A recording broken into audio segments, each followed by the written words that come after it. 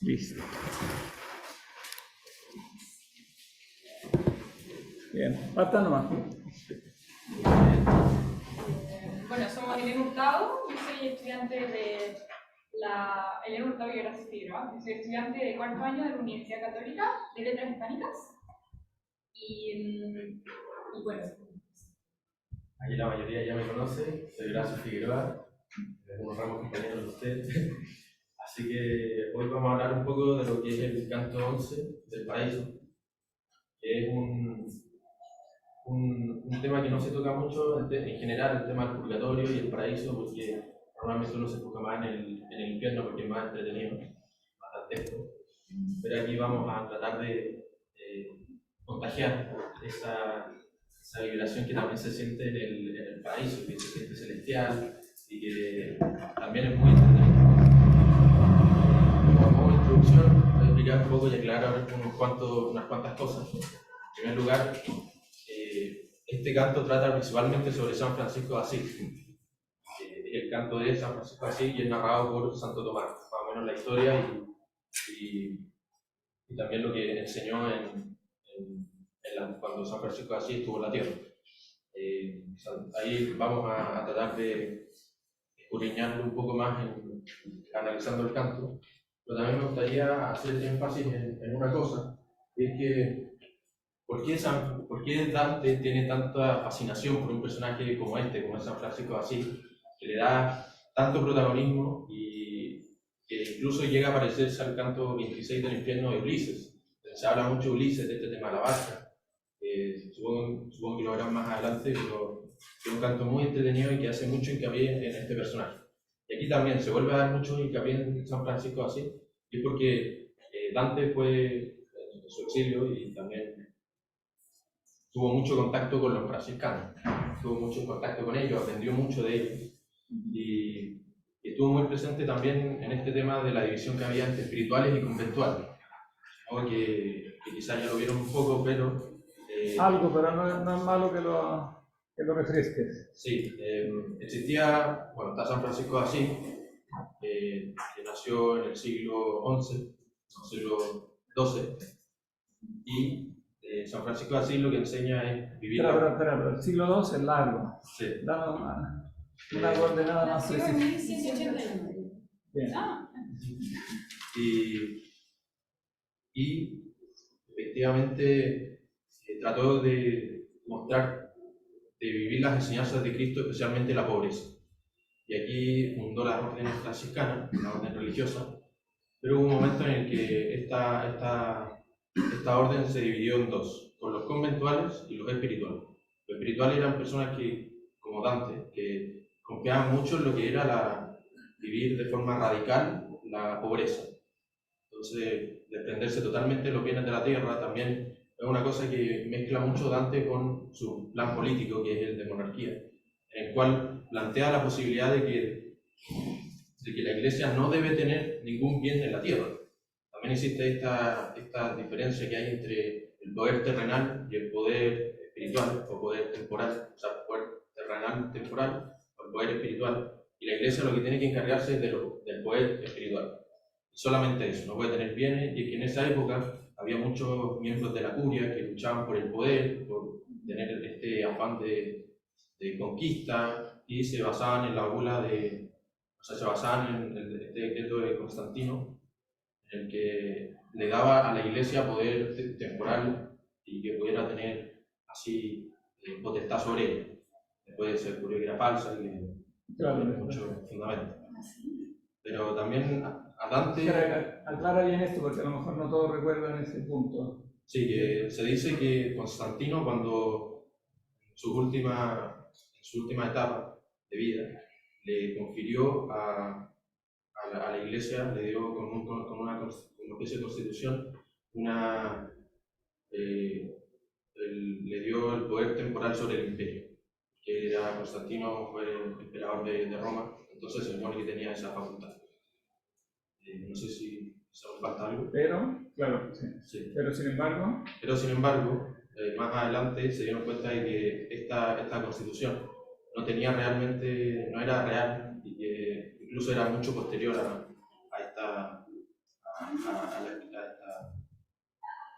Claro, o sea, era una falsificación. Sí, era una falsificación. Entonces, importante recalcar eso en el lado como de los... Y Dante está de este lado, de los espirituales, que creía que la tierra no debía, o sea, que la iglesia no debía tener potestad sobre la tierra.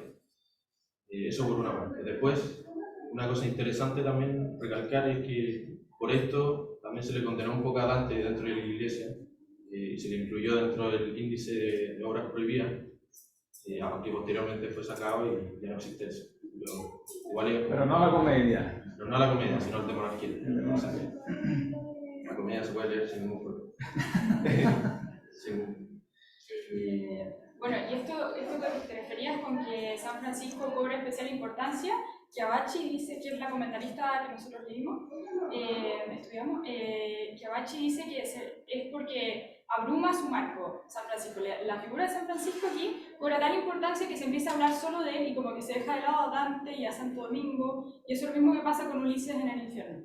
Y por eso es como tan especial la figura de San Francisco, y eso hace, o sea, la importancia que tiene hace que este canto sea uno de los más queridos dentro de la Divina Comedia y uno de los más bellos también.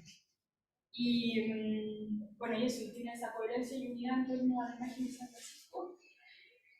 Y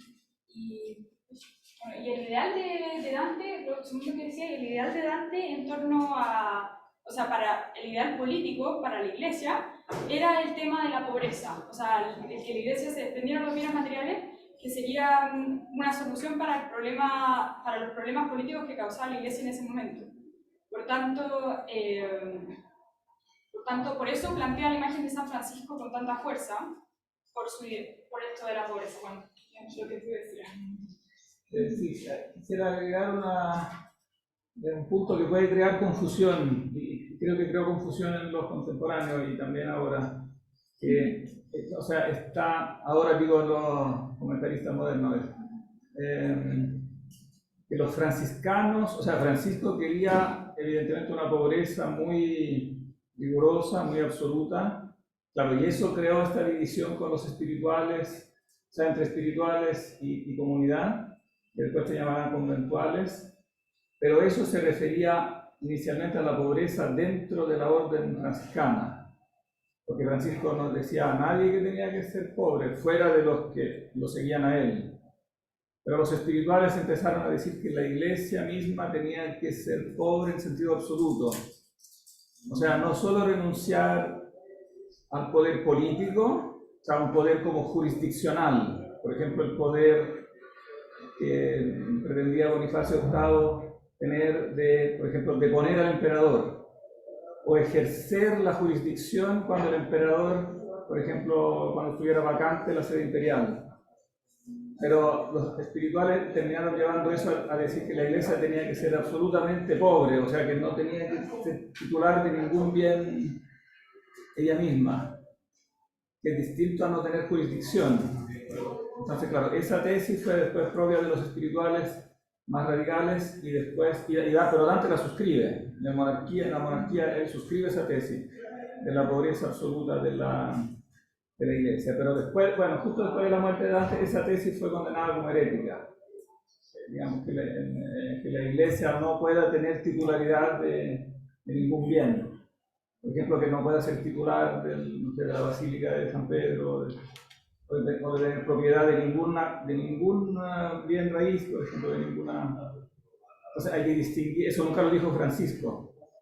Francisco fue extremadamente riguroso con los franciscanos, pero no dijo nunca que la Iglesia no podía ser titular de bien. Entonces esa fue una desviación que fue parte de la teoría de los espirituales y en la que Dante también cayó en ese sentido, en esta herejía, pero antes que fuera declarada herejía, digamos. No es herético en ese sentido, porque para ser herético hace falta que antes algo se declare herejía, claro. Bien. Disculpen que lo vaya interrumpiendo de vez en cuando.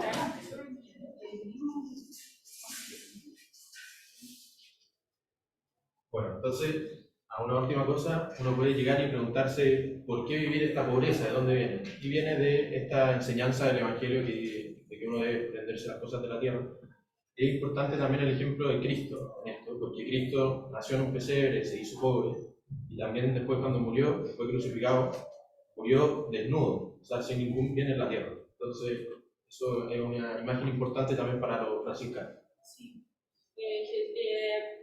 Se propone que Dante, o sea, que Francisco sería como una segunda versión de Cristo, no sé cómo se dice. Porque como durante 1100 años la iglesia como que no había tenido una imagen de una persona que quisiera imitar a Cristo tan fervientemente, con tanta fuerza como lo fue la imagen de San Francisco. Entonces San Francisco sería como una segunda imagen de Cristo. Siguiendo ahí el ejemplo de no recuerdo la cita exacta, pero de San Pablo, que dice ser el mismo Cristo, dice Cristo.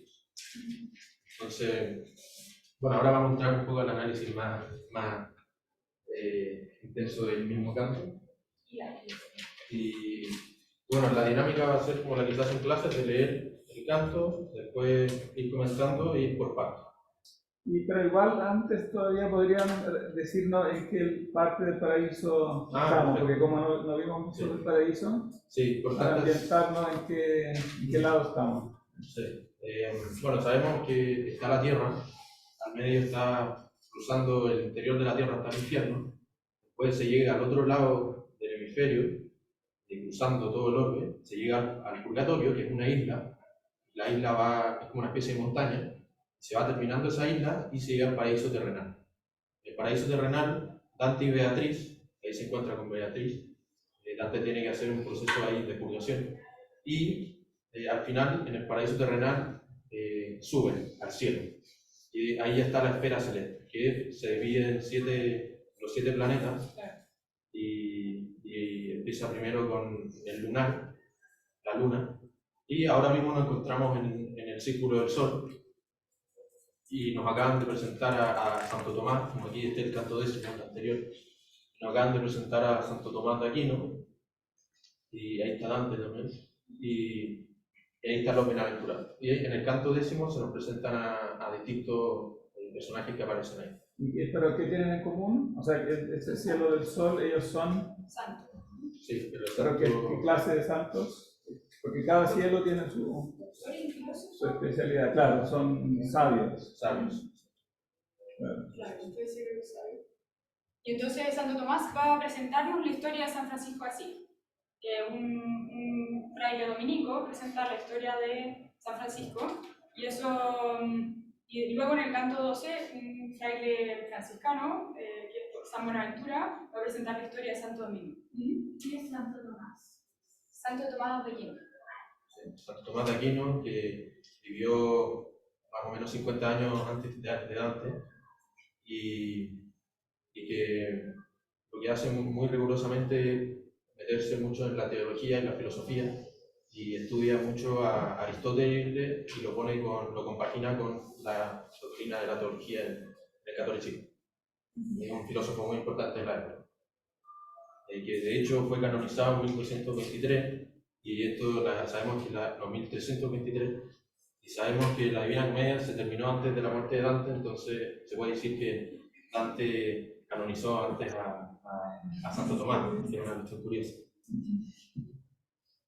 Este pueblo que la chuntó, por eso. No siempre le chuntó, pero esta vez sí. Sí, bueno, aquí Santo Domingo presenta las vidas de San Francisco y bueno, luego se presentará, perdón, Santo Tomás presenta la vida de San Francisco y Santo Domingo. Después se presentará la vida de Santo Domingo, pero aquí se ve que son amigos. Pero explícame que no entendí quién es. Te devuelvo un poquito. Este es San Francisco. Este es San Francisco, ese que está allá abajo. Este es Santo Domingo. Y el de arriba es Santo Tomás. Ah, y el de arriba es Santo Tomás que está allá. Bueno, y un poco la vida de San Francisco más en profundidad. San Francisco, no sé si lo conocen, él era el hijo de un comerciante de telas, vivía en Asís. Bueno, poco a poco él era un joven muy rico, muy vividor, y poco a poco fue conociendo la pobreza, como fue enamorándose de la pobreza y de Cristo, por tanto. Y Y bueno, pues, lo que pasó fue que él se fue a una guerra y en el camino a la guerra Dios le dijo, Francisco, esto no es lo que quiero para ti. Entonces él ahí empezó a buscar la voluntad de Dios y cada vez más por el Evangelio fue desprendiéndose poco a poco de su riqueza. Y luego su padre se enojó con él por esto y empezó a perseguirlo, incluso por la ciudad, por Asís. Y en un momento lo acusó frente al obispo y el obispo le dijo que, o sea, el obispo le pidió que le devolviera las cosas a su padre y San Francisco le dijo, perfecto, te devuelvo todo. Y se sacó la ropa y quedó desnudo frente a todo el mundo. Y después muchos lo empezaron a seguir, ya vamos a ver más adelante quiénes fueron los principales. Y bueno, después fue a una cruzada, acompañó unos cruzados y fue donde el sultán, fue ante el sultán junto con otro franciscano. Y bueno, 2 años antes de su muerte recibió los estigmas 2 años antes de morir recibió los estigmas con una visión, o sea, tuvo una visión de Cristo, que también la vamos a ver más adelante, y recibió los estigmas en las manos, en el costado y en los pies, que son unas heridas como las de Cristo en la cruz. Y luego murió desnudo, cuando murió quiso morir desnudo tal como había venido al mundo y como Cristo en la cruz. Ahí vamos a entrar más en detalle cuando entremos a Sí, Muy bien, entonces partamos leyendo. ya. ¿Quién quiere leer? ¿El italiano? Sí, Ya. en italiano.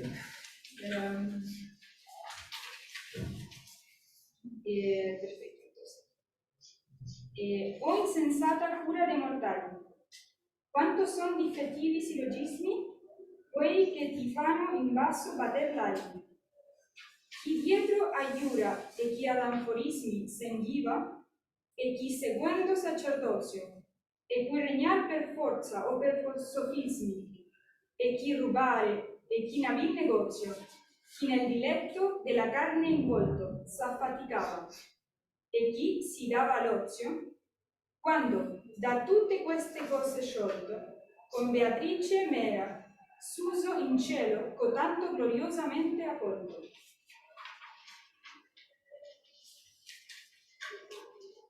Poi che ciascuno fu tornato nello punto del cerchio in che avanti s'era, fermossi come a candelier candele.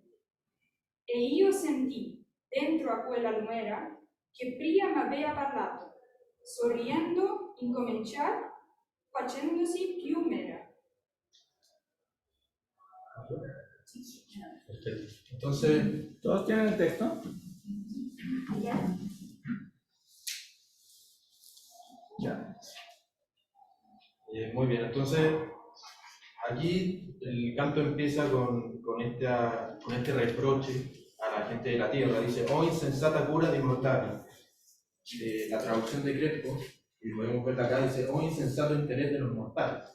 Inicia el canto como lo hacen los antiguos, los clásicos, como oh. Y aquí lo interesante es el reproche que se le va a hacer a la gente que dedica a las cosas carnales, terrenas. Muy importante esto porque efectivamente es de lo que va a tratar todo el canto, de la pobreza.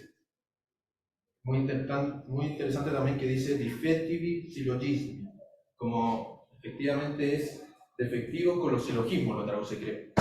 Es interesante esto. Tú tradúcelo tú, después si Crespo te ayuda, pero Ya, perfecto. tradúcelo tú para ser más literal posible. Sí. ¿Cómo son de difetti, como se puede entender, torcidos, defectuosos, silogismos? Se habla de silogismo acá porque es la manera de funcionar deductiva de la razón.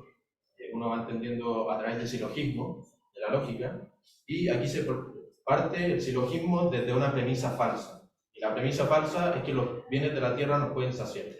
Por eso le increpa a la gente de acá abajo, de la tierra, que ellos teniendo alas, siendo aves que pueden volar y ver de frente, por ejemplo, al sol, que es la contemplación de Dios, se contentan con volar a ras de tierra. Eso le reprochan los mortales a nosotros. Y ahí pone unos cuantos ejemplos. Parte con Dietro Ayura, que es el derecho, tanto el derecho canónico como el derecho civil. Él lo increpa porque efectivamente hay la gente que busca, los abogados que buscan perseguir los bienes de la tierra o la riqueza. Después habla del anforismo, que aquí se refiere a la medicina.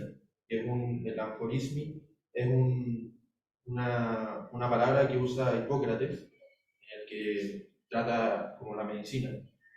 Después también habla del sacerdocio, una cosa interesante, que se refiere a la curia, pero no al sacerdocio del sacramento del sacerdocio, sino que se refiere a aquellos que buscan entrar a la curia, a los puestos, a distintos puestos, obispos, cardenales, por las cosas terrenas, cuando no buscan realmente los bienes espirituales ni la contemplación de Dios.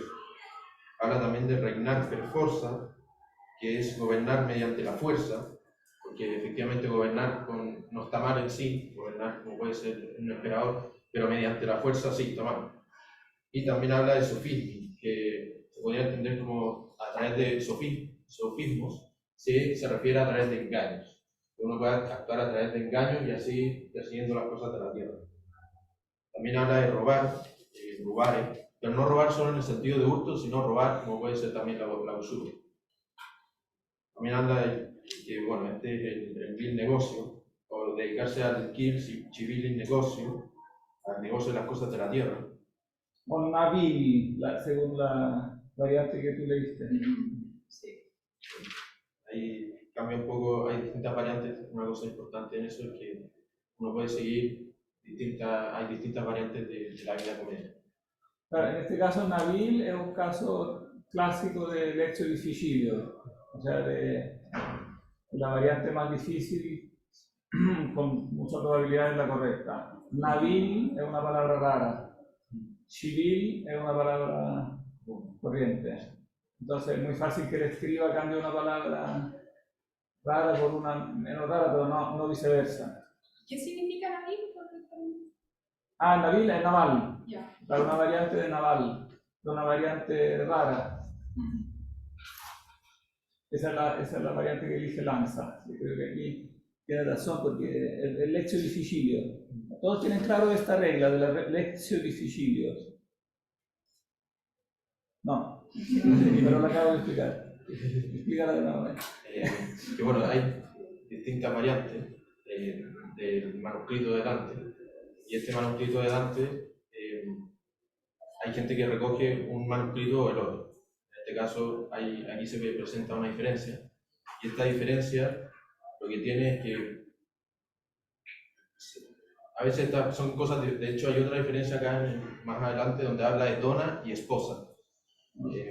Y es interesante que la palabra normalmente más difícil es la correcta. Aquí habla de ¿cómo se llama? Civil, y civil es una palabra común que usan las personas y no, como que rompe un poco la armonía con el canto más sublime y además es más común. Entonces, en cambio, esta otra palabra es un poco más precisa y más compleja, entonces ayuda más al canto, a la lectura del canto. ¿Se entendió? Entonces se coge la más difícil. Sí, la palabra más difícil. Bueno, la variante más difícil desde el punto de vista del escriba. La más difícil desde el punto de vista del escriba.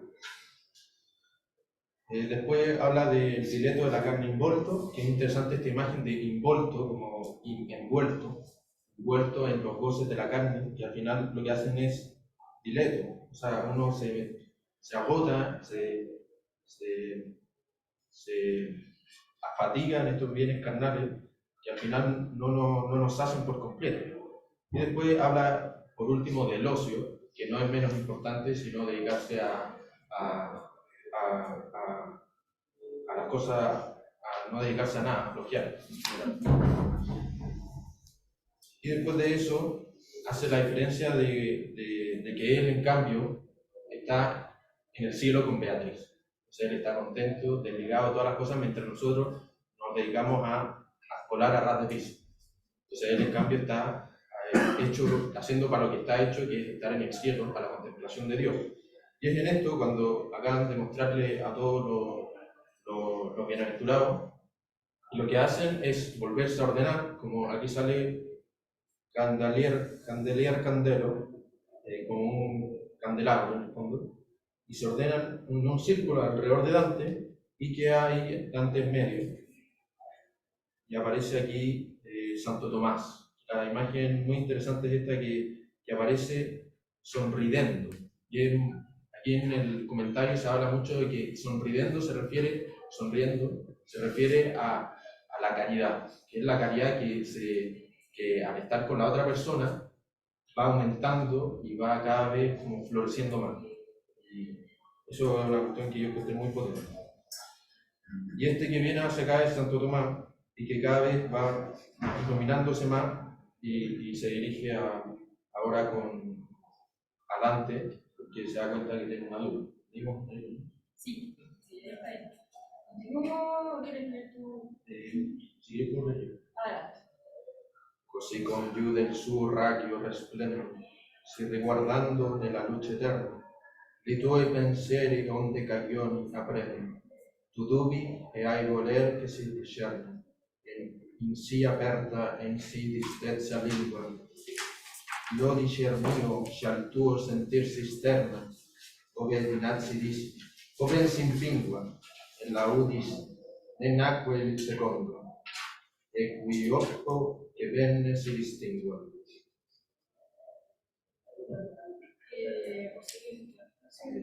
La provvidenza che governa il mondo con qualche consiglio nei quali ogni aspetto, creato e vinto pria che vada al fondo, perché andasse per la suo diletto, la spozza di colui che ad alte li grida, disposto lei col sangue vendetta, in sé sicura e anche a lui più fida, due principi e ordino in suo favore, che quinci e guida, e forse guida.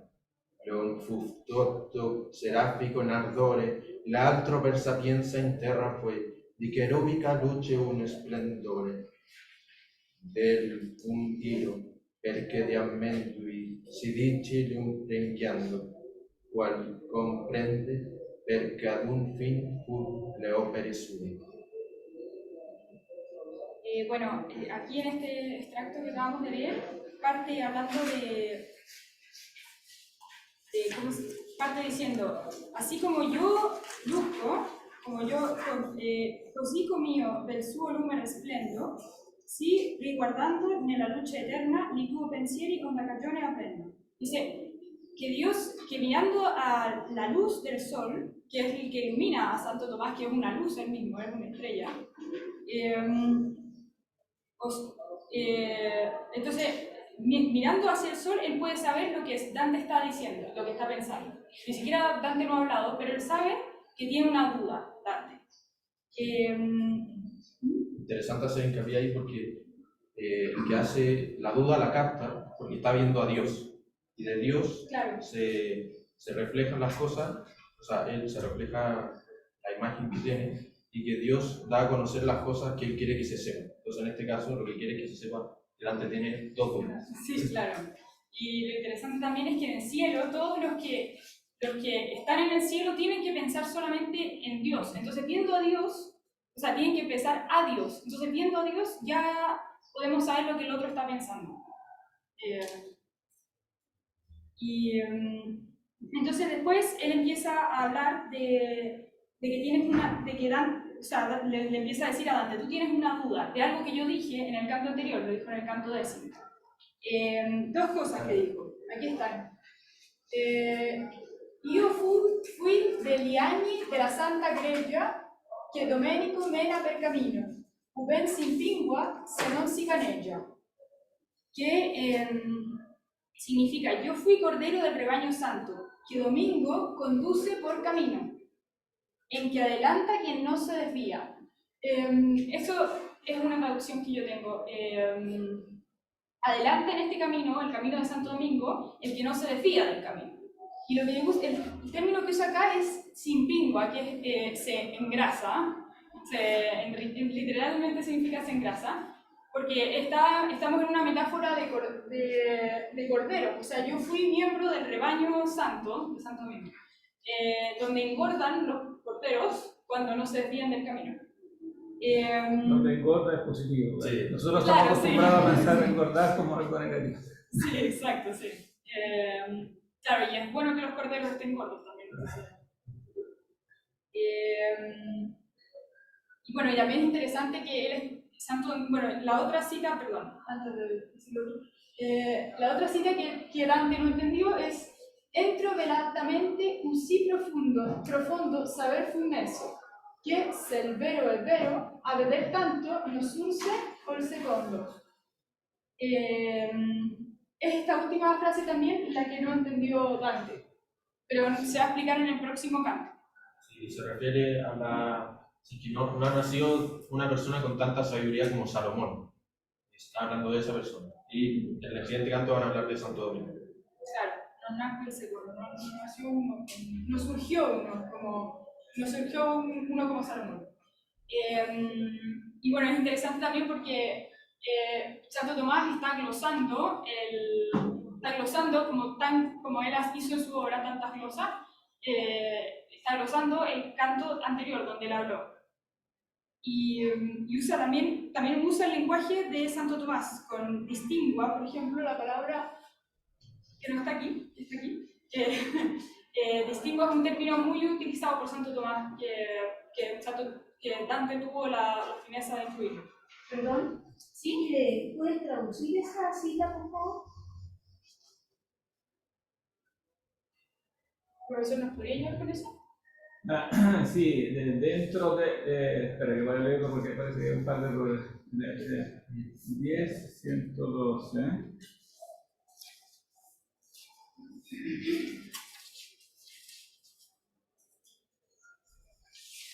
Sería dentro está la altamente. Sería B, ahí, claro, ahí debería ser B apóstrofo E con acento, después espacio L apóstrofo alta. O sea, dentro ahí está la altamente, donde tanto profundo saber fue metido, fue puesto, que si la verdad es verdad, eso se refiere a la Biblia, si la Sagrada Escritura dice la verdad, cuando habla de Salomón, a tener tanta sabiduría no surgió nadie, o sea, no hubo nadie que fue tan sabio como Salomón. Pero esa duda, claro, de esa duda se hablará después. La duda que nos interesa aquí es la anterior, donde bien se engrasa si no se devanea, claro, esa es la duda que va. Porque él va, para sintetizarlo ahora, para que se entienda eso, él va a hablar Santo Domingo, o sea, Santo Tomás, que es dominico, va a hablar bien de San Francisco, pero al mismo tiempo va a criticar sus propios frailes, o sea, los dominicos. Entonces, claro. Y eso, otra curiosidad, eso a lo mejor lo van a decir después, pero eso lo hacían en la realidad, o sea, era una costumbre. Sí, para la fiesta de Santo Domingo. Que para la fiesta de Santo Domingo, claro, un franciscano hiciera alabanza de Santo Domingo y viceversa. Entonces él aquí reproduce, no es un invento de él, ¿no? Sino que reproduce un uso histórico. Pero eso claro, lo pueden recordar también después. Claro, y también conversábamos con usted, profesor, que Santo Tomás de Aquino tenía una desconfianza hacia la poesía. Y por ser muy oscura, por no dejar, no recuerdo cuál era el término, pero las alegorías las encontraba muy oscuras. En cambio, la filosofía era racional, limpia, exacta, etc. Entonces, esta glosa que él hace de su propio canto, o sea, del canto anterior, sería como una forma como de aclarar, casi de ir aclarando las cosas que dijo antes a través de la poesía, pero también es como un intento un poco filosófico, como de aclarar lo dicho. Claro, para él la poesía es inferior a la filosofía, porque la poesía en el fondo tiene que ver más con lo sensible y tiene que servirse de alegorías. Los sentimientos. Aunque después, claro, ese es un punto donde Santo Tomás es un poco débil, porque después él mismo tiene que reconocer que la escritura usa mucho de la poesía, en el fondo, porque usa mucho de las imágenes, de la alegoría. Entonces, en el fondo, esa eso no calza mucho con lo que dice que la poesía es inferior a la filosofía, porque si la Sagrada Escritura hace uso más de la poesía que de la filosofía, porque usa mucho las imágenes, porque son cosas. Entonces, yo creo que ahí Dante fue el mejor filósofo que, o sea, en la filosofía de la poesía, digamos, en cómo valora la poesía, hay más coherencia en lo que plantea ahí Dante. Ahí Tomás se quedó corto, pero no se puede hacer todo. Claro. Bueno, y luego habla de la providencia, que dice que gobierna el mundo con decisión, de forma que nadie puede ver a través de que ningún ser humano, incluso Santo Tomás lo dice, que él ya está en el cielo, ningún ser humano puede ver lo que la providencia quiere. Hay un abismo entre la humanidad y Dios en ese sentido. Y bueno, y después hay una referencia al Evangelio, donde dice que la esposa de aquel, o sea, la esposa de aquel que con altos gritos se casó con la sangre bendita, o sea, está haciendo una referencia a la cruz, cuando Cristo muere con clamans voce magna, como dice en el Evangelio, que pide un grito, y con su sangre se casa con... ¿Sí? Estamos en el verso, disculpa, en el verso 33. O sea, 31 a 33. Y bueno, eso es como el matrimonio de la Iglesia y Cristo en la cruz. Y luego... Esa es la referencia a Mateo 27, de Jesús dando de nuevo una fuerte voz, entregó el Espíritu. Ahí se refiere al canto 32. Voy a robar la silla porque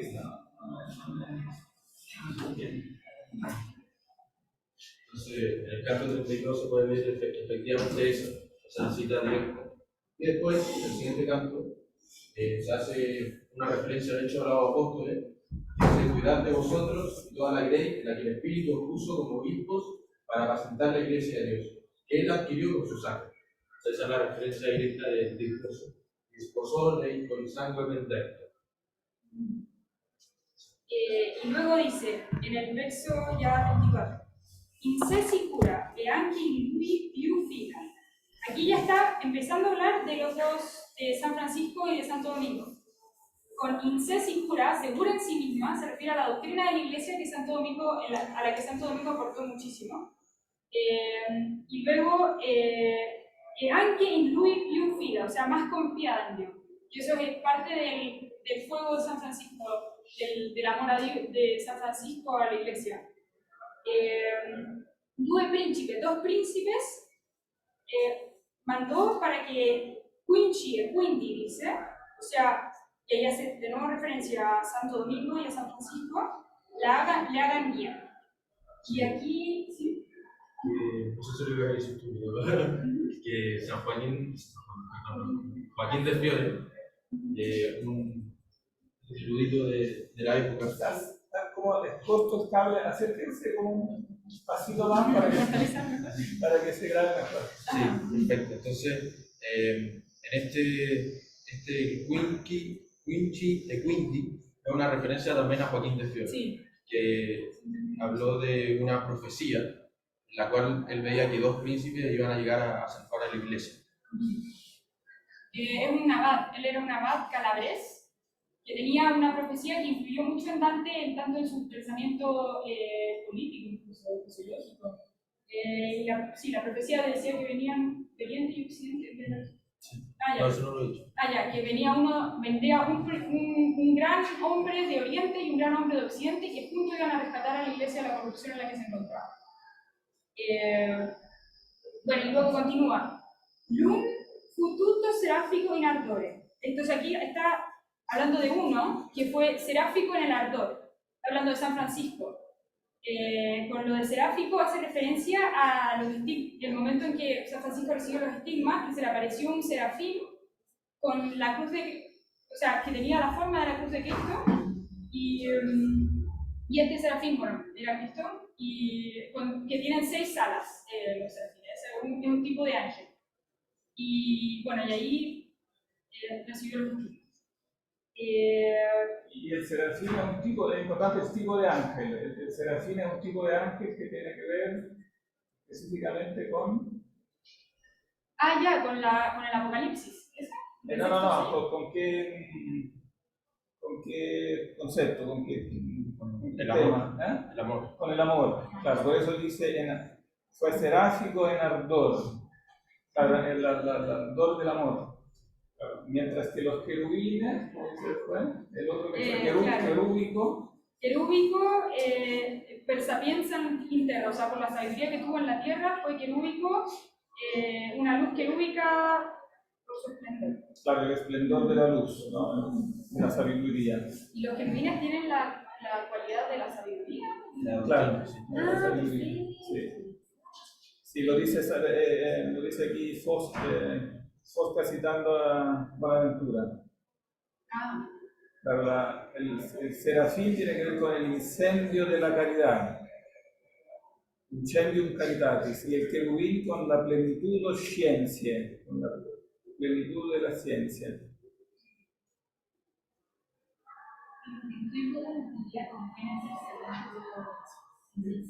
Santo Domingo. Santo Domingo de Guzmán. Santo Domingo de Guzmán. La ciencia. Bueno, claro, y está esta distinción que Santo Domingo fue un gran aporte en temas de doctrina, y está la orden dominica también, mientras que los franciscanos tenían este sello de San Francisco que era un amor muy grande, su doctrina es más bien como del amor, de la expresión, se podría decir. Aunque Buenaventura, que es el que después va a presentar a Santo Domingo, era un teólogo, porque se dio esto de los franciscanos conventuales. Pero eso. En un comienzo, Francisco no quería gente culta, incluso la discriminaba, la rechazaba, porque decía que en el fondo eso de ir a la universidad y volverse doctores y eso, en el fondo, claro, en el fondo significaba entrar a ser parte de una aristocracia, y ellos tenían que ser menores, frailes menores, humildes, ¿no? Claro, pero poco a poco, claro, eso fue claro, en la evolución durante el mismo siglo XIII fue cambiando y hubo grandes teólogos franciscanos. Pero sí siempre mantuvieron un poco este sello de la, claro, como en el fondo de la afectividad. Eso es mío.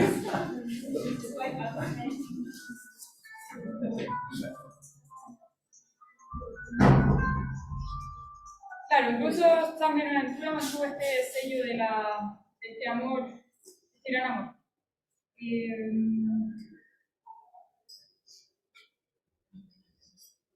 Bueno, y al final, en el último verso que leí, en el último terceto se dice, ¿no, profesor? Sí, yo digo tercina en italiano, pero en español se debería decir terceto. Perfecto. En el último terceto tenemos el concordismo de Dante que se habla, porque él dice, bueno, como aquí explica que va a hablar, Santo Tomás nos explica que va a hablar de San Francisco, porque para iluminar respecto al actuar de la orden dominica actualmente. Y dice, no importa hablar de San Francisco para referirnos a los dominicos, porque San Francisco y Santo Domingo tenían el mismo fin, que era la iglesia. Por tanto, no es que no importe, pero es lo mismo al final. Y eso, es un bonito gesto porque estas órdenes, como ustedes saben, están peleadas, había mucha discordia entre ellos, tanto que llegaron a excomulgar tanto entre ellos, como lo explicaba ayer Fray Gonzalo, que la iglesia prohibió que excomulgaran por una época. Y eso. Claro, tenían una rivalidad. Yo sigo leyendo. Entonces, vamos a leer ahora hasta el verso 72. Intra Tupino è l'acqua che discende del collo eletto dal beato Ubaldo. Fertile costa d'alto monte pende, onde Perugia sente freddo e caldo, da porta sole, e di dietro le piange, per greve gioco non c'era conguaglio. Di questa costa, la dovella frange, più sua ratezza, nacque al mondo un sole, come fa questo talvolta di canice. Però chi desso loco fa parole, non dica scesi, che direbbe corto, ma oriente, se proprio dir vuole. Non era ancora molto lontano dall'orto che él cominciò a far sentir la terra, della sua gran virtù alcun conforto, che per tal donna, giovinetto, in guerra, dal padre corse, a cui, come alla morte, la porta del piacer nessun disser. E dinanzi alla sua spiritual corte, e coram padre le si fece unito. Indi di dì in dì l'amò più forte, questa privata del primo marito, 1100 anni e più dispetta e scura, fin a costui si stette senza invito. Ne valse udir che la trovò sicura, con amiclate, al suon della sua voce, colui che a tutto il mondo fe paura. Ne valse ser costante ne feroce, sicché dove Maria rimase giuso, ella con Cristo pianse in sola croce. Parte primero haciendo una descripción geográfica de la ciudad de Asís. Ahí sale entre el Tupino y se hace más o menos, aquí puse una foto de lo que es Asís. Y parte primero describiendo un poco que está junto al río Topino y habla de que también es fértil, en el sentido de que es donde nació también San Francisco de Asís y le dio vida a ese lugar. También más adelante se habla de Perugia, que estos lugares habla también más adelante de Noyera y Gualdo, que ahí dice que sufren. Noyera con Gualdo, el grave Giorgio. En esto se refiere principalmente a que efectivamente están lejos de este lugar y no sufren la belleza del sol. Y más adelante, igual es un poco confusa esta parte como más geográfica, pero aquí lo que tratan de decir al final es que nació desde el oriente, que nació desde donde sale el sol. Entonces con esto quiere decir que da calor y se pone hincapié en que en Francisco Sol, que es una imagen muy común entre la gente de la época, los franciscanos, desde muy jóvenes, en el que presentaban a Francisco como Sol, que también viene desde Oriente. Esa imagen es importante, que va a aparecer más adelante.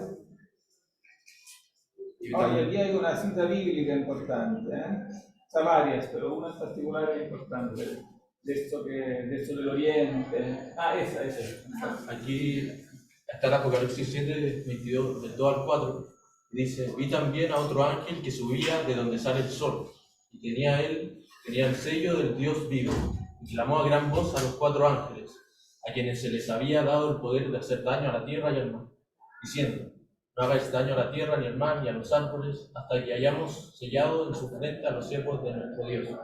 Y oí el número de los sellados, 144.000 sellados de todas las tribus de los hijos de Israel. Bueno, se refiere principalmente a este versículo, el 2, en el que habla que viene un ángel desde Oriente. Y saben, los franciscanos siempre vieron a San Francisco como ese sol que viene de Oriente, ese ángel que viene de Oriente a salvar a la tierra. ¿Por qué de Oriente si era de Italia? Sí, porque Hacerlo coincidir con la teoría de Joaquín Fiore, que decía que venía un hombre de Oriente y Occidente. Me encontraste con Santo Domingo, que venía de Portugal. Y también que Asís en italiano se dice ascesi, que es ascender, o ascesi. Claro, ascesi sería una voz del verbo ascender, claro. Literalmente ascendí, ascesi. Entonces decir como que viene de Asís y que donde asciende el sol oriente, que Claro, y el oriente es un símbolo cristológico. El sol que nace, o sea, Cristo como sol, y Francisco es Alter Christus, claro, otro Cristo. Y además, claro, tiene el sello del Dios vivo, que los franciscanos, cuando se difundió la noticia de los estigmas, claro, eso era el sello del Dios vivo, entonces lo identificaron. Entonces era un santo, no era cualquier santo, sino que en el fondo es un santo profetizado en la Sagrada Escritura, o sea, es prácticamente a nivel, podríamos decir, de Juan el Bautista, o sea, como hay una figura como que como en el designio de la providencia tiene un rol superior a cualquier otro, ¿no? Claro, por ejemplo, según los franciscanos, obviamente muy superior a Santo Domingo o a la gran mayoría de los otros, a la par de los santos en el fondo del Nuevo Testamento, Juan el Bautista, entonces tiene ese rango. Podríamos decir que hay casi un proceso un poco de mitización, digamos, se forma una especie de mito, pero basado evidentemente en cosas reales, porque los estigmas eran una cosa real, entonces era algo que impresionaba mucho. No creo que haya registro, después hubo santos estigmatizados después, pero antes creo que no hubo. Fue el único en todo caso que tuvo los estigmas, no la herida solo, sino además tenía los clavos. El clavo retorcido por el reverso. Ah, ¿sí? ¿No era la herida del clavo? La herida, obviamente, porque tenía además el clavo. ¿En serio? Ah, eso no sabía. Pero sí decía Celano Chelano. Tomás, claro, Tomás era Chelano, que era la primera biografía.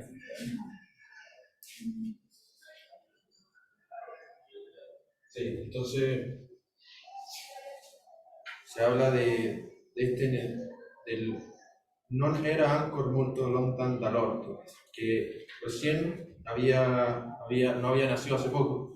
Cuando se refiere a eso, sabemos que no se refiere a que esté recién nacido y sea joven, sino que se refiere principalmente a los 25 años, que es cuando se iniciaba más o menos la juventud en esa. O sea, a los 25 años ya la tierra sentía este beneficio de la venida de Francisco. Habla de su gran virtud, algún conforto, y después más adelante empiezan a hablar de una dona, la dona, que se refiere principalmente a una mujer. Y es muy bonita esta imagen que hay entre Francisco y la esposa, que más adelante nos van a decir quién es, que no quiero hacer spoilers, pero más adelante, porque hasta ahora Dante ha sido muy misterioso, no ha dicho ni siquiera el nombre de quién está presentando. Ah, claro. Entonces, aquí nos hablan de una dona, una joven, que como a la muerte, nadie... ¿Pero donna, como lo tradujiste? Perché tal donna, como mujer o esposa. Claro, esto, donna tiene un significado elevado, es como dama, señora. Claro, lo que pasa es que todas estas palabras nosotros ahora las usamos como palabras corrientes, dama, señora, pero significa. No hay una palabra porque todas las estamos, digamos, pero tiene un significado elevado. No, es la dama por la cual el caballero va a combatir. Tiene también este tono también de amor cortés, claro, como que se refiere a una dama como su dama y a quien le entrega todo el corazón, como un caballero. Claro. Y lo compara con la muerte porque nadie decide abrirle la puerta. O sea, nadie quiere a la pobreza, todos rehuyen de ella. Claro, pero todavía, como tú dijiste, lo deja misterioso, no ha dicho quién es. Sí, hablan de que no saben quién es. Y después hablan de esta Coram Patri. Aquí voy a mostrar una diapositiva. Coram Patri. Ahí vemos a San Francisco desnudo, porque lo que hace el padre es presentarse frente al obispo y desheredarlo. O sea, le dice tú, porque él, cuando escuchó la voz divina de que debía reconstruir la iglesia, él entendió la iglesia física de San Damián. Entonces él puso toda la plata que tenía en construir esa iglesia. Y quería dejarse todo lo que tenía.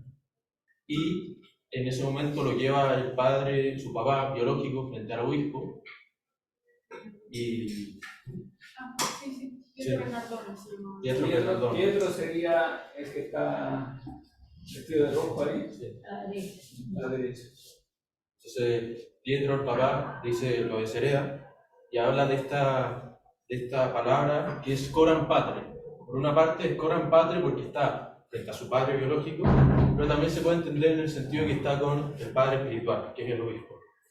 Se desnuda porque dice, bueno, si me desheredas de absolutamente todo, te devuelvo tus ropas, y se desnuda y después se empieza a vestir con un saco. Y aquí usamos una cita de Celano. Ajá, el primer biógrafo de San Francisco. El primer biógrafo de San Francisco. Que podemos leer.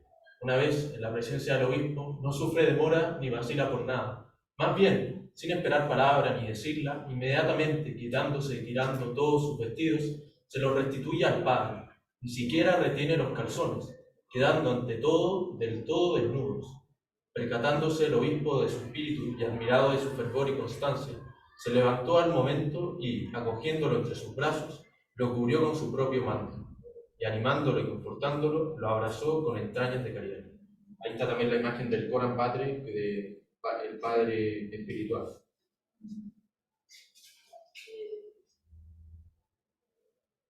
¿Puedo hacer una indicación? Lo que pasa es que en la restauración de esta iglesia concreta, que él entendió que tenía que reparar por la voz de Dios, se apresuró, como era chiquillo, no tenía hacienda propia, no trabajaba, ayudaba de repente en la tienda de su padre. Entonces se fue a la tienda del padre, pescó y remató todas las telas preciosas que vendía el padre. Y ahí ya el padre, que ya hacía rato que estaba muy preocupado porque lo veía que despilfarraba todo, regalaba todo, se sacaba la ropa, pasaba un mendigo, le regalaba todo, literalmente. Pero ya cuando le remató su hacienda, ahí ya el papá se rebalsó y lo fue a acusar al obispo. Y entonces él, despojándose, como dice Horacio, le entrega todo y le dice: ahora ya no tengo un padre en la tierra, sino solo un padre en el cielo. Y rezó el Padre Nuestro y el obispo lo cubre con su manto, que además de ser una protección espiritual, refleja la protección de la iglesia que lo acoge, que lo engendra a esta nueva vida. Esa es súper importante. Después, el verso 64 habla de cuesta privata del primo marito, de aquella privada del primer marido, ¿sí? Una dama, esta dama que habíamos mencionado antes de esta mujer, que no sabemos todavía quién es,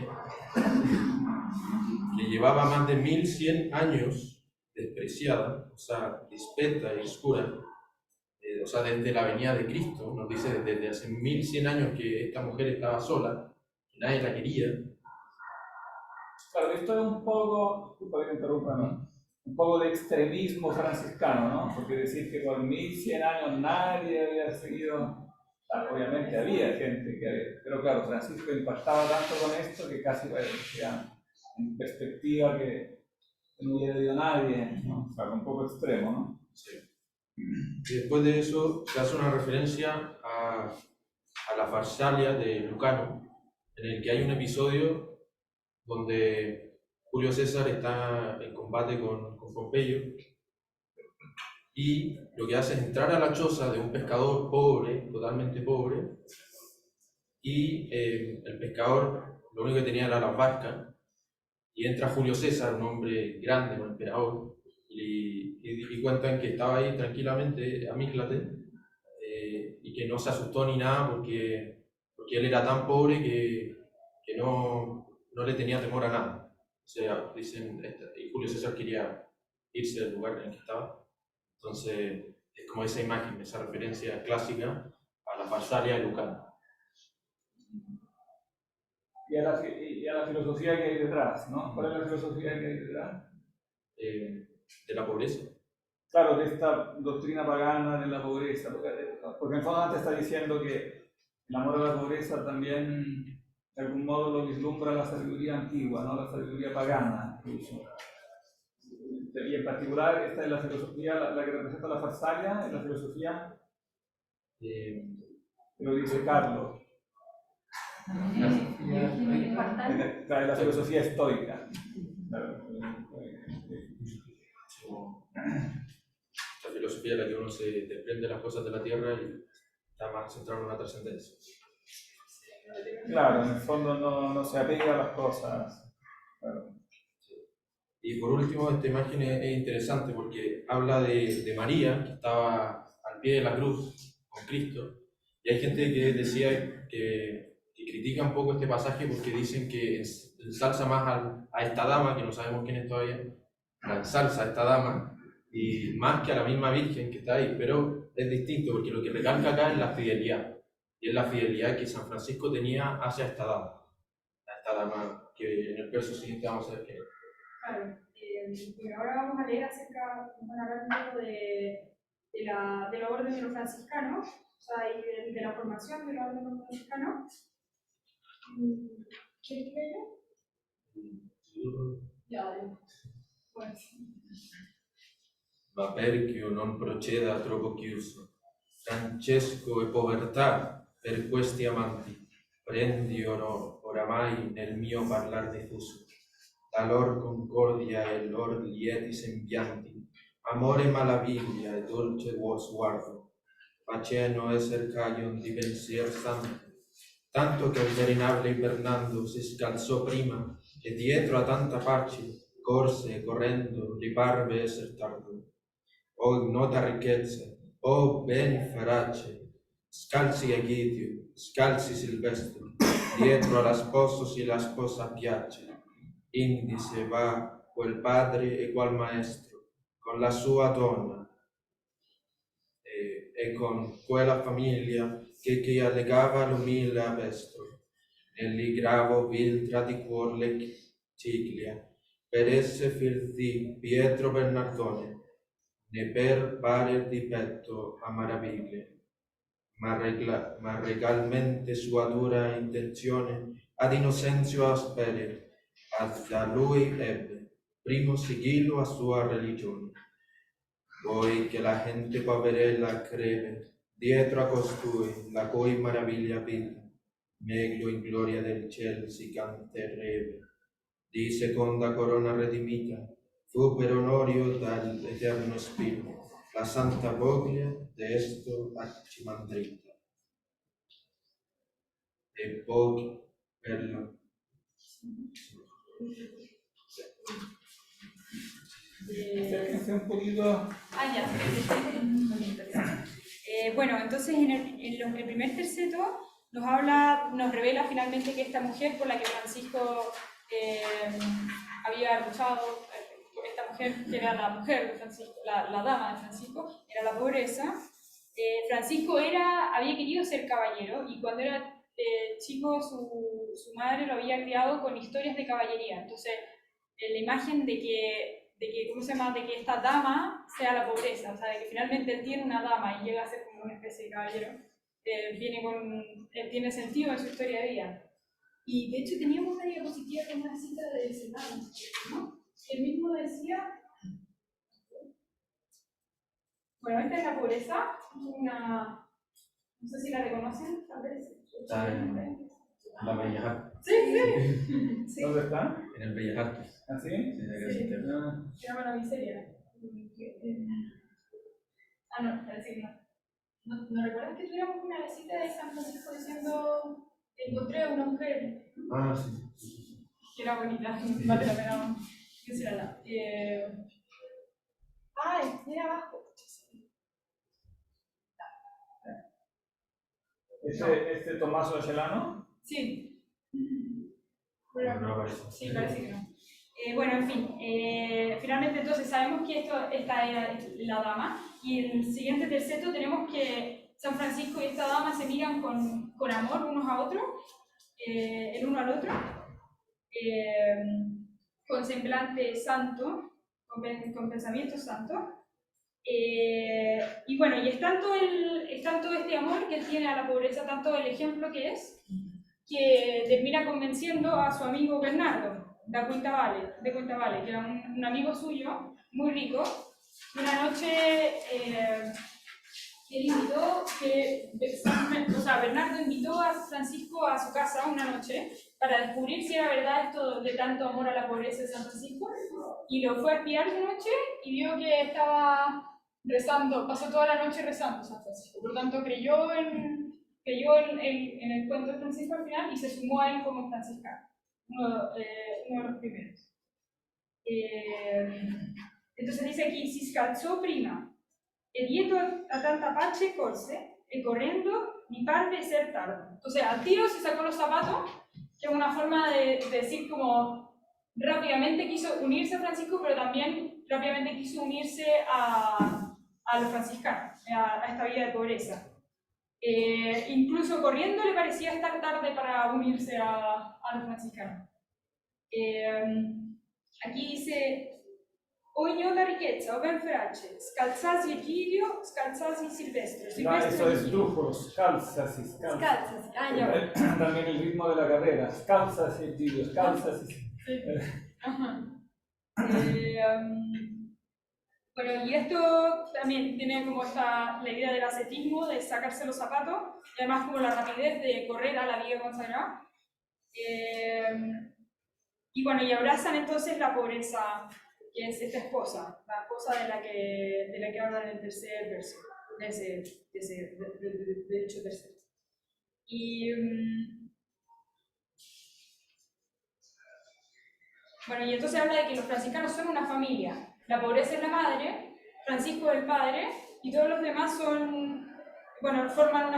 empiezan a conformar una familia. Y el capestro, del que hablan en el terceto del verso 85, el capestro, es el símbolo que se colgan los franciscanos, que es que San Francisco utilizó para ello ¿cómo se dice? El freno de las bridas de un caballo. ¿Cómo? Palafrén. ¿Palafrén se dice? Yo creo que no el freno, sino que la brida, sí. Ya, usa una brida de caballo para mayor señal de humildad y de obediencia, se podría decir un poco.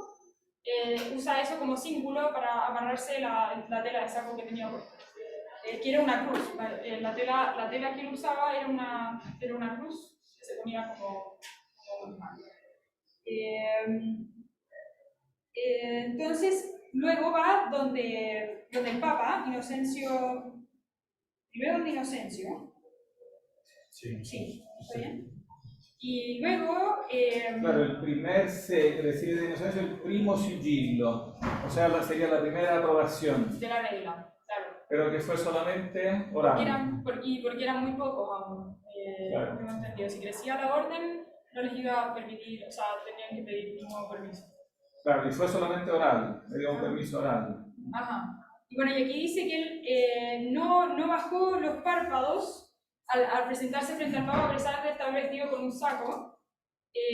No se arredró frente al Papa, no por ser hijo de Pietro Bernardone, porque él no era un noble. Y para no causar como asombro, como tan humilde, va con la vista baja, él fue con la vista alta frente al Papa.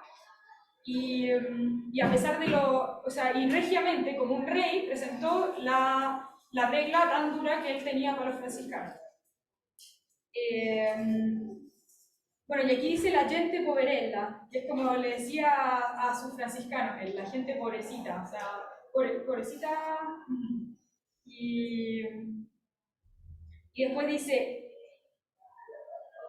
la cui mirabil vita meglio in gloria del ciel si canterete. Esto es la gloria de Francisco, o sea, cantar mejor en el cielo. Ajá. Bueno, eso tiene dos interpretaciones, porque aquí dice que en el cielo se va a cantar mejor lo que San Francisco, las glorias de San Francisco, se puede interpretar como una forma de humildad de Santo Tomás, diciendo que él no puede cantar tan bien la gloria de San Francisco como en el cielo la van a cantar, a pesar de que él está en el cielo. O una humildad de parte de Dante también, es decir, que él mismo no puede cantar la gloria de San Francisco como en el cielo. O también como es un desprecio hacia los franciscanos, diciendo que ellos cuando cantan la gloria de San Francisco no lo hacen como propiamente se debe, y en el cielo sí será así. Sí, también como un reproche hacia la corrupción que ha llegado los de los franciscanos. franciscanos. Pero no, esa es seguramente una interpretación equivocada. Porque Santo Tomás, como dominico, no se va a permitir criticar a los franciscanos. Él termina el canto criticando a los dominicos. Criticar a los franciscanos le tocará a Buenaventura. Claro, eso sería contrario a la lógica de toda la... Claro, entonces esa interpretación seguramente sí la menciona aquí, pero él mismo dice que no funciona con la lógica de toda la presentación. Y bueno, y luego vuelve con Honorio III, el Papa Honorio III, a la segunda corona redimita, vuelve cuando a aprobar de nuevo la regla, cuando ya crece más la orden, y ahí sí le dan una aprobación, pero le piden que reduzca la dureza de la regla, porque era muy dura, muy difícil de vivir, muy austera. Y bueno, dice la Santa Biblia de esto arquimandrita, que es, el arquimandrita es como, el mandra es el lugar del rebaño en griego, y luego arquimandrita fue una forma que se usó en el medioevo para decir el abad de una congregación. Todavía lo usan los griegos. Ajá. Bueno, continúo leyendo. Perfecto. Entonces ahora en el verso 101. No, mentira, 100. E poiché per la sete del martirio, nella presenza del soldato superbo, predicó Cristo e gli altri che él seguirò. Aquí habla de que fue a Egipto. E per trovare conversione acerba, troppo la gente, e per non stare indarno, redissi al frutto dell'italica erba, nel crudo sasso, intratevero e arno. Da Cristo prese l'ultimo sigillo, che le sue membra 2 anni portarono.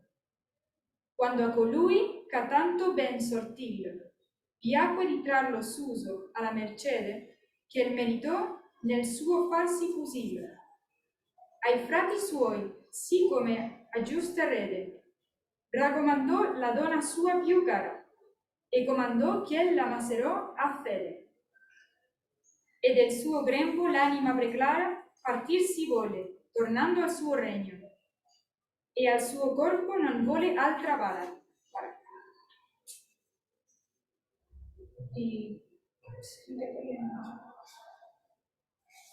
Allí empieza con el sed de martirio, como dispuesto a dar la sed dispuesto a dar la vida por el martirio, sediento de sed. Se presenta frente al sultán. Entonces se fue junto con una expedición de cruzados a Tierra Santa y ahí se encontró con el sultán. Y frente al sultán lo agarran prisionero. Pero ¿Quién es ese sultán? Es el más famoso, ¿no? De los sultanes, es el famoso Saladín. El famoso Saladín. Que se presenta frente a ellos y los trata de convertir. Y aquí hay una imagen de los dos conversando. Pero le recrimina que, a pesar de hecho, lo critica de soberbio y más adelante lo critica como de inmaduros, porque no quisieron aceptar a Cristo en su corazón. El resto de sus seguidores también lo siguió a él hacia allá, pero al ver que no había fruto, decidió volver a Italia, que es ahí donde realmente estaba floreciendo más su doctrina. Después, más adelante, se habla un poco del último sigilo, que son los estigmas. Aquí se hace un contraste muy interesante porque presenta primero,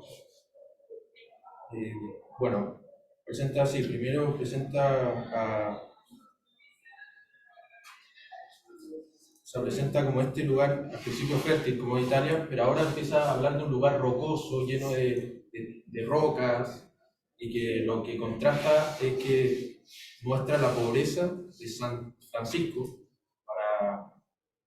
muestra la pobreza de San Francisco como este lugar todo escarpado, lleno de rocas, y frente a eso se aparece Cristo, aparece ahí como un serafín, exacto, y mostrando el señal de cruz, Entonces presentan a Cristo y es ahí cuando él está maravillado y se le presentan los estigmas.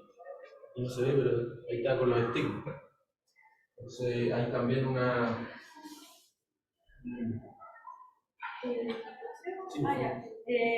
que es interesante el contraste, bueno, porque él dice que se va de la tierra de los musulmanes porque cree que la gente ahí está muy inmadura para recibir el mensaje de Dios, el Evangelio. Y después vuelve a Italia, que es al fruto del Italica Erba. O sea, Italia es un lugar fructífero, donde sí van a recibir la predicación de Francisco. Y bueno, este contraste entre la inmadurez como de los musulmanes como un lugar como donde no se da fruto, mientras que en Italia sí, pero sin embargo inmediatamente nos presentan la imagen de un lugar seco como es ¿te acuerdas cómo se llamaba el monte Alberna, que fue donde recibió los estigmas? Y eso nuevamente es una señal del fruto de Francisco, entonces da este juego como por el fruto de... También lo hace como a mérito nel suo farsi possibile, o sea, porque era pequeño, se hizo pequeño, como la enseñanza del Evangelio, de hacerse pequeño como niño. Entonces este se hizo pequeño, se hizo humilde. Por último, también ahora empieza a narrar la muerte de San Francisco.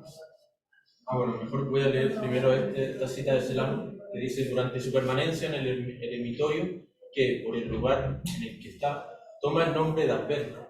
2 años antes de partir para el cielo, tuvo Francisco una visión de Dios. Vio a un hombre que estaba sobre él, tenía 6 alas, las manos extendidas y los pies juntos, y aparecía clavado en una cruz. 2 alas se alzaban sobre su cabeza, otras 2 se desplegaban para volar, con las otras 2 cubría todo su cuerpo. De esta contemplación, el bienaventurado siervo del Altísimo permanecía absorto en admiración, pero sin llegar a descifrar el significado de la visión. Se sentía envuelto en la mirada benigna y benévola de aquel serafín de inestimable belleza.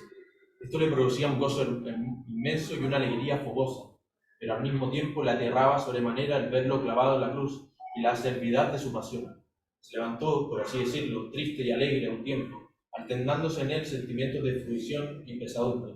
Cavilaba con interés sobre el alcance de la visión, y su espíritu estaba muy acongojado, queriendo averiguar su sentido, mas no sacando nada en claro, y cuando su corazón se sentía más preocupado por la novedad de la visión, comenzaron a aparecer en sus manos y en sus pies las señales de los clavos, al modo que poco antes los había visto en el hombre crucificado que estaba sobre sí.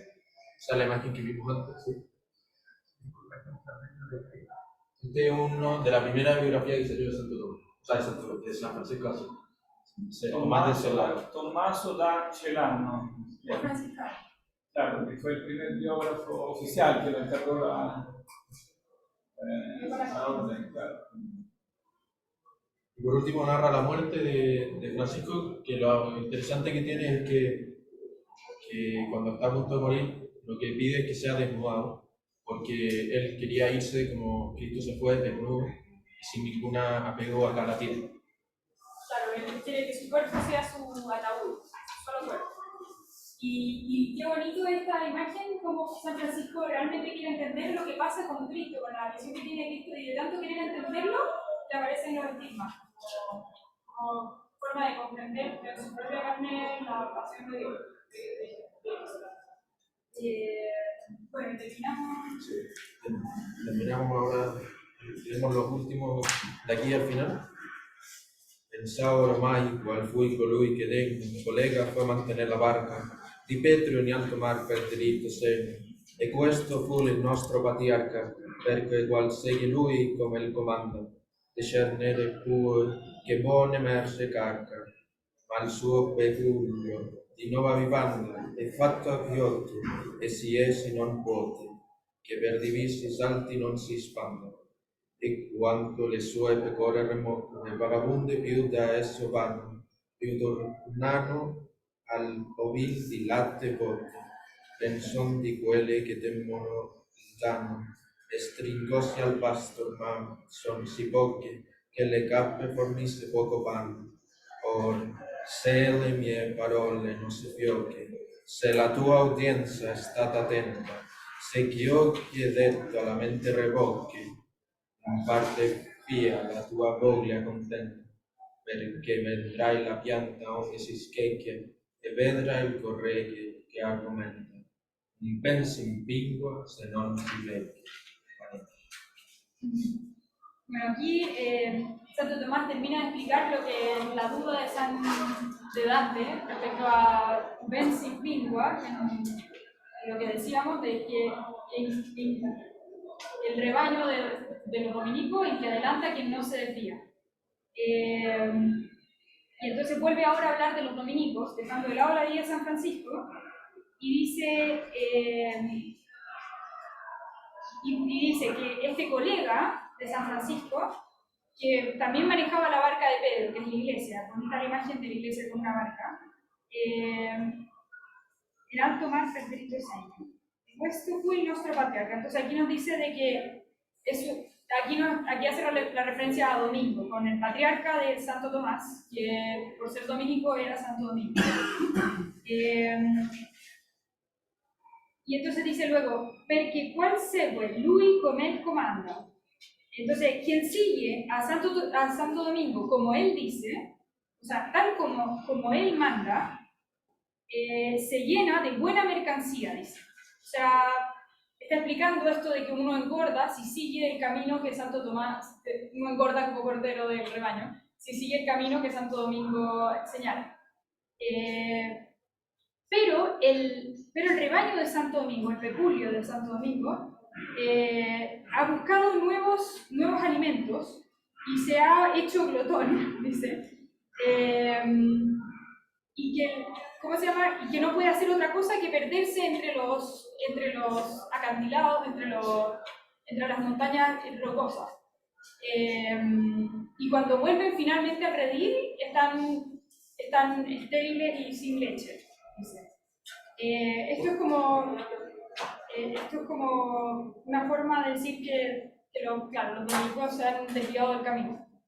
Y bueno, finalmente dice, las verdaderas ovejas del rebaño del Santo Domingo, los verdaderos dominicos, son tan pocos que se necesita poca tela para hacer las capas de ellos. Aquí hay una referencia directa a los dominicos, porque ellos tienen unas capitas.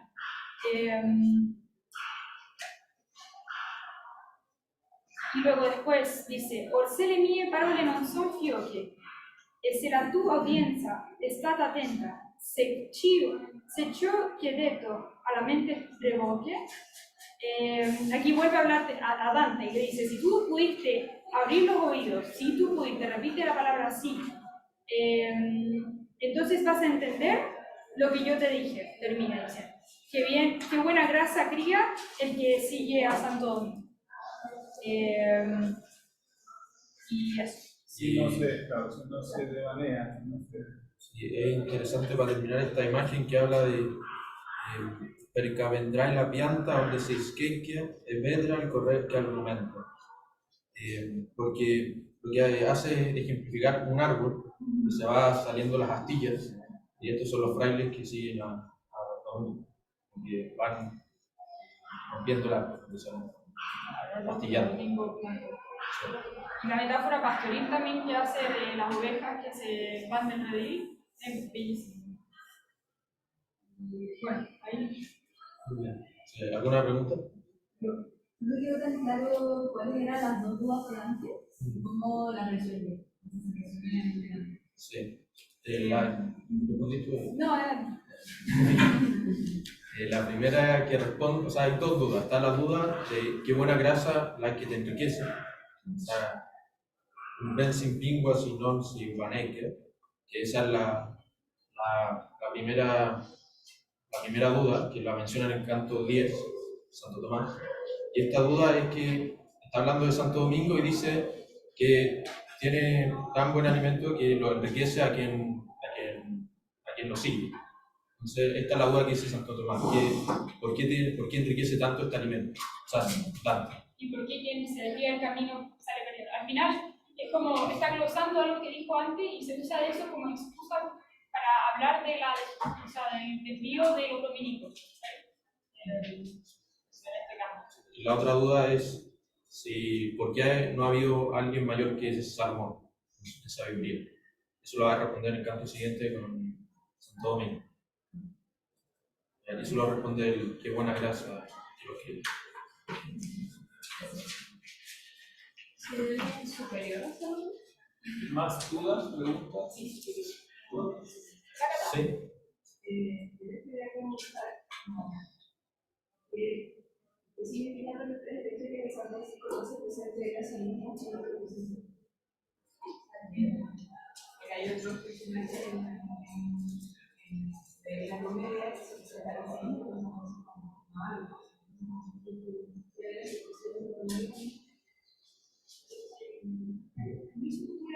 Yo me pregunté también esto, bueno, este es el círculo de los teólogos y los filósofos, San Francisco no lo era. Entonces tampoco está aquí, pero, o si lo está, no. No, claro, en rigor no. Pero yo creo que, porque es como una excusa para decir como que hay tantos teólogos que salieron de estas dos órdenes de Santo Domingo y San Francisco, y sin embargo ellos no están aquí, no están en el círculo, para hablar como de la, o sea, para hacer no sé si, para poner tensión entre en esto de que las órdenes se hubieran vuelto órdenes más bien filosóficas, o sea, más eruditas, y menos como del corazón, como San Francisco.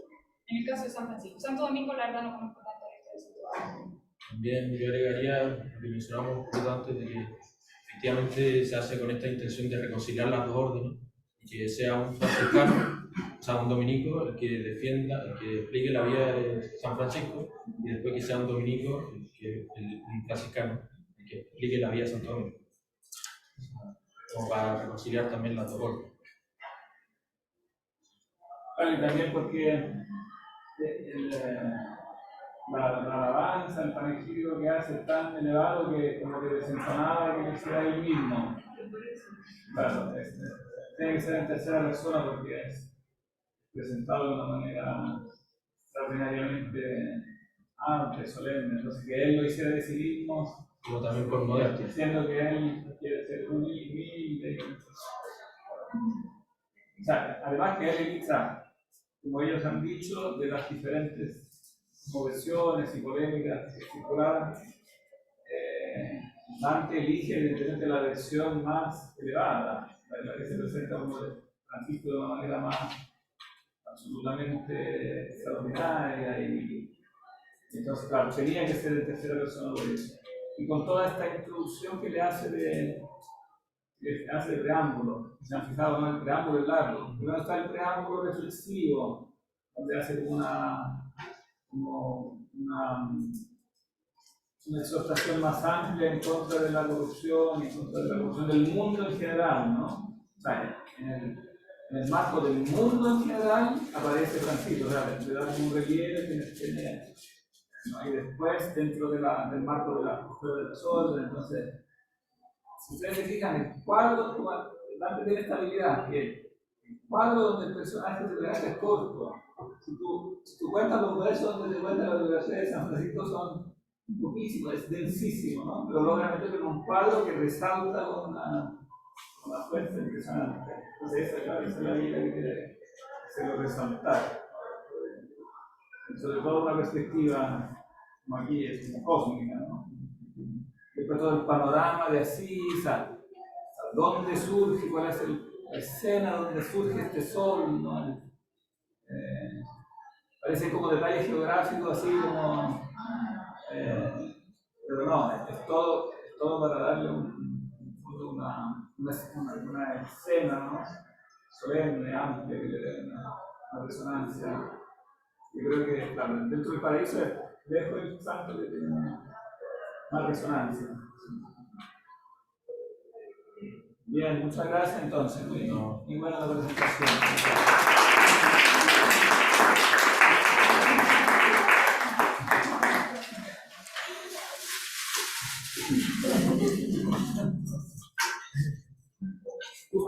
Justo terminamos con 4. ¿Ah, sí?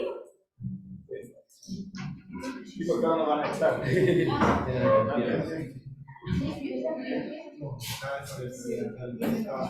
Gracias.